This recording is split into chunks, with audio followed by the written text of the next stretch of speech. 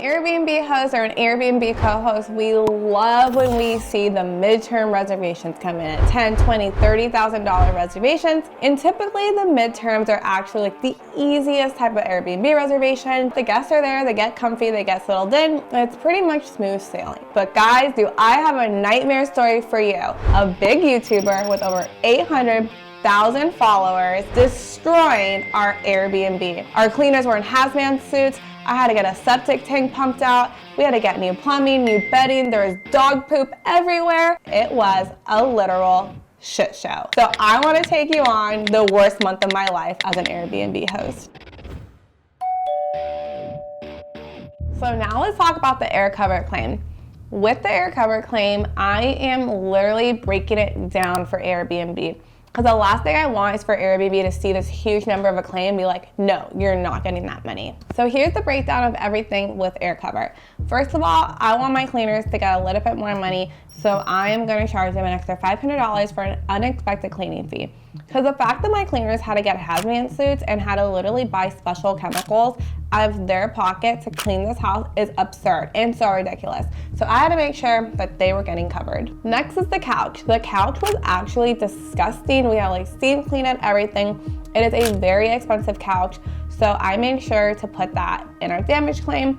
And yes, on Aircover, they do actually take into consideration depreciation. So I knew we weren't gonna get the full amount of the couch, but I at least wanted to get some type of revenue to cover the cleaning fee. I did charge an extra $300 cleaning fee, and that was for all of like the pet feces to be taken out. I actually charged them the plumbing fee of all of like the piping that went wrong during their stay, because since we actually found a ton of paper towels like shoved in, we had the evidence to say like, no, this is fresh, this wasn't like this, like they're deliberately doing this.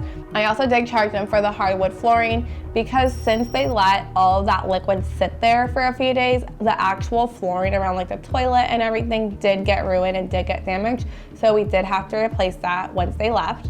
I also charged them for all of the bedding, because the bedding literally stunk. We washed it so many times, but it was disgusting. I also charged them for all of the miscellaneous things we found. Guys, our claim was so big, it actually exceeded over $10,000.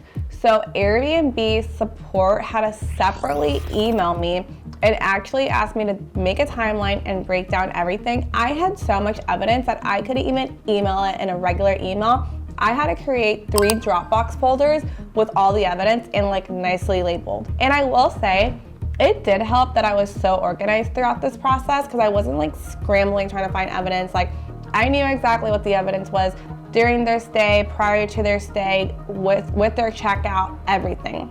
This guest also made a threat to us. You're blackmailing me. And I love it when people make threats, because Airbnb will always side with you. So it turns out that this guest is a huge YouTuber, over 800K subscribers.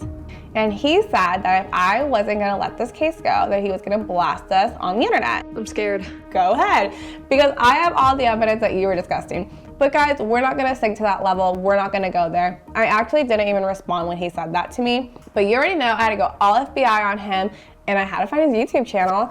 And I actually found him filming YouTube in the house, which is obviously okay. But the things he said was absurd. Great work, detective. And we found the best evidence. We found him literally on YouTube saying, I don't do dishes. He literally, like, here's the audio recording. We cannot cook. We don't do dishes. We got ants. We got fucking ants everywhere. This Airbnb. I'm honestly not fucking surprised, man. He not only said that, but we also got a ton of evidence, because they were filming YouTubes in the home. And it literally looks disgusting. Like the dog was everywhere. It was just like too much. So I'm like, this guy literally ratted himself out. So I actually took those clips and I even sent those to Airbnb, and I said, you could obviously tell that this is the home. And Airbnb did not play. We won the case, guys. The fact that a guest, maybe they weren't happy at the house, maybe they didn't want to be there, whatever. The fact that somebody treats another home like this is so uncalled for, and it's actually disgusting, and it's a very sad case. But I'm just really thankful that, one, Airbnb support saw that we were trying, we were giving them options, when we were not only being reactive every time something happened, we were actually trying to solve the problem, and they were making it worse every single time. And secondly, Airbnb was probably pretty appreciative that we had everything documented, and it was so easy for their case specialist to just go in there and plug and play and see what really happened. This YouTube was a little weird for me to make because I didn't want to look bad as a host or bad as a business owner. But to tell you the truth, guys, I wanted to share this story because it could happen to any host out there, to anybody. No matter how good you screen guest, no matter how high your nightly rate is, no matter how amazing you think your business is, it can happen. We have 50 doors under us, so the volume of people that we're accepting and hosting every single month is in the thousands. So the fact that we have one really bad lemon guest every couple months, honestly, it is what it is. It's the price you pay for being in this business. And I just really wanted to share with you guys to let you know this is the truth about co-hosting and about hosting. This could happen to you. And when it does happen to you, hopefully it doesn't, but if it does, just make sure that you're being very reactive. Make sure you're calling the right people in.